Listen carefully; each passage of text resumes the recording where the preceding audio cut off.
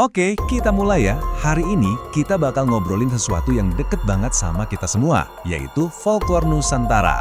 Kita akan lihat gimana cerita-cerita warisan nenek moyang kita itu ternyata bukan cuma soal yang serem-serem aja loh, tapi juga jadi kunci buat ngertiin jati diri sebuah budaya. Pernah kepikiran gak sih, gimana kalau rasa takut kita sama katakanlah pocong, itu sebetulnya adalah cerminan dari nilai-nilai kita, aturan, bahkan sejarah kita sendiri. Nah ini nih pertanyaan besar yang mau kita kupas tuntas kali ini. Oke, sebelum kita ngomongin yang serem-seram, kita perlu samain persepsi dulu. Apa sih sebetulnya folklore itu? Anggap aja ini fondasinya, biar kita semua paham konteks dari semua cerita yang akan kita bahas. Simpelnya gini, kata folklore itu gabungan dari dua kata. Folk itu artinya sekelompok orang, bisa suku, bangsa, atau komunitas. Dan lore itu artinya tradisi mereka. Jadi folklore ya, tradisi dari sebuah kelompok masyarakat. Gampang kan? Ada kutipan keren banget nih dari Potter, fosil hidup yang menolak untuk mati. Wah, dalam banget ya. Ini pas banget buat ngegambarin folklore. Artinya, folklore itu bukan cuma peninggalan kuno yang berdebu, tapi sesuatu yang terus hidup, tumbuh, dan berubah bareng kita. Jadi bagian dari budaya kita hari ini. Dan cakupannya itu luas banget loh. Ada folklore lisan, ya kayak mitos dan legenda yang sering kita dengar. Terus ada yang sebagian lisan, contohnya ritual adat atau permainan congklak yang aturannya diwariskan dari mulut ke mulut. Bahkan ada juga folklore yang gak diucapin sama sekali, kayak bentuk rumah gadang, motif batik, sampai resep rendang warisan nenek. Itu semua folklore. Oke, teorinya cukup. Sekarang kita pindah ke contoh yang spesifik dan, jujur aja, bikin merinding. Kita akan pakai pocong sebagai studi kasus buat ngebongkar cara kerja folklore. Asal-usul pocong ini nyambung banget sama ritual di dunia nyata. Dalam tradisi pemakaman Islam kan jenazah dibungkus kain kafan yang diikat. Nah kepercayaannya adalah kalau tali-tali ini sampai lupa dilepas sebelum kuburan ditutup, arwahnya jadi nggak tenang, terperangkap dan akhirnya bangkit buat minta tolong. Nah ini dia nih yang seru. Dalam dunianya sendiri, ternyata ada cara buat bedain pocong asli sama yang KW. Katanya pocong yang beneran itu gerakannya melayang atau malah bisa teleportasi. Kenapa? Soalnya kakinya nggak terikat di alam gaib.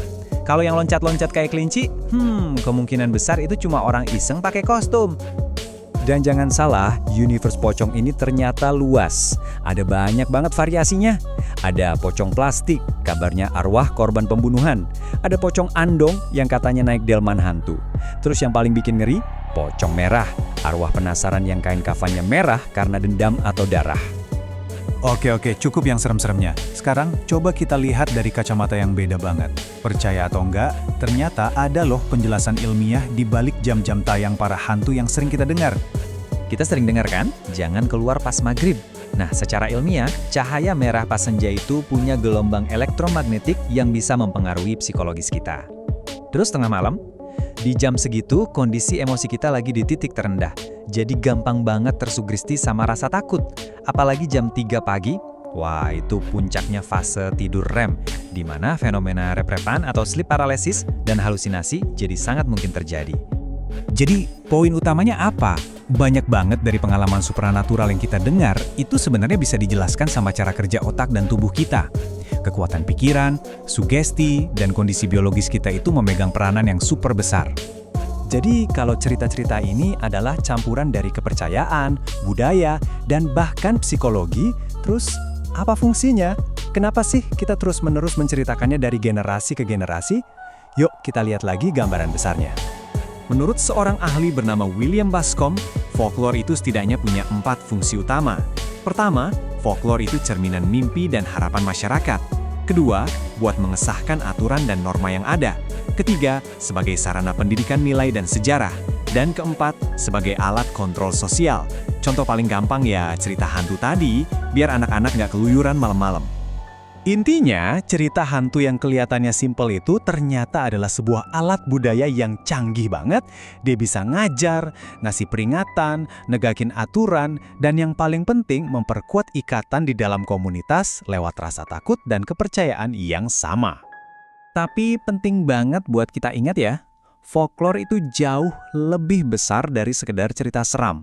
Folklore juga jadi wadah buat keindahan, harapan, dan nilai-nilai paling luhur dari sebuah kebudayaan. Coba lihat ini deh, keren banget kan? Ini ornamen Gorga dari Batak Toba. Ini juga folklore. Ukiran ini bukan sekedar pajangan loh, ini adalah doa dan filosofi hidup yang dipahat. Dia melambangkan 3 pilar utama masyarakat Batak, Hamoraon atau kekayaan, Hagabeon atau kesuburan dan keturunan, dan Hasangapon atau kehormatan. Inilah jiwa budaya yang diekspresikan lewat seni. Pada akhirnya, semua bentuk folklore ini, mulai dari cerita pocong sampai ukiran Gorga, adalah wujud dari apa yang kita sebut kearifan lokal. Ini adalah ilmu kolektif, kebijaksanaan warisan nenek moyang kita untuk membantu kita semua memahami dan menjalani hidup di dunia ini. Sebagai penutup, saya mau ngajak Anda buat merenung sejenak. Coba deh ingat-ingat lagi, dongeng apa yang dulu diceritain nenek, peribahasa apa yang sering diucapin orang tua, cerita apa dari daerah asal Anda yang mungkin tanpa sadar ikut membentuk cara Anda memandang dunia sampai hari ini. Coba renungkan, karena di sanalah Anda akan menemukan sebagian dari jiwa budaya Anda sendiri.